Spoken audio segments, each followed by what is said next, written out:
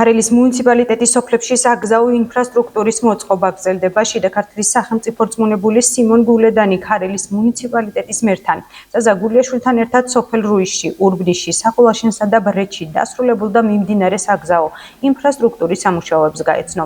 ამ ეტაპზე უკვე დასრულდა ურბნისისა და ბრეთის შიდა გზების მოწყობის სამუშაოები, ხოლო რუისსა და საყოლაშენში მიმდინარეობს ასფალტის დაგება და სანიაღვრეების მოწყობა. სამუშაოების ღირებულება 1.500.000 ლარს შეადგენს, რომელიც რეგიონებში განსახორციელებელი პროექტების ფონდისა და ადგილობრივი ბიუჯეტიდან დაფინანსდება.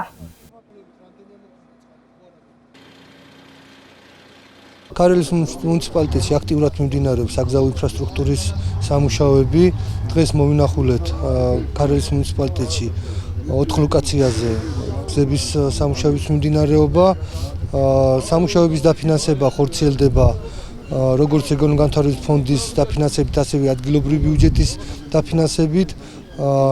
ის ლოკაციები, რა ლოკაციების დღეს დავათვალიერეთ, მაგათი ჯამური ღირებულება შეადგენს დაახლოებით 4 მილიონ ლარს და ჩვენი მოსახლეობა დაახლოებით ივლისის ბოლოს ისარგებლებს უკვე კომფორტული საგზაო ინფრასტრუქტურით და გაუმჯობესებად გადაადგილება.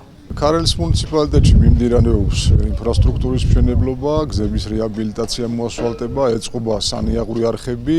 ეს არის სოფელი რუისი, სოფელი ურბნისი, ქვემო ხვედურეთი, საღოლაშენი, ბრეთი. ამ მიმართულებაში საჭიროება იდგა მოსახლეობიდან, მოთხოვნილი იყო, რომ უჭირდათ გადაადგილდება ცენტრამდე. ეს არის ცენტრალური ქუჩები, ფაქტიურად სოფლებამდე მისასვლელი გზები ასფალტირებული, ეს არის უკვე ცენტრალური ქუჩების ასფალტირება.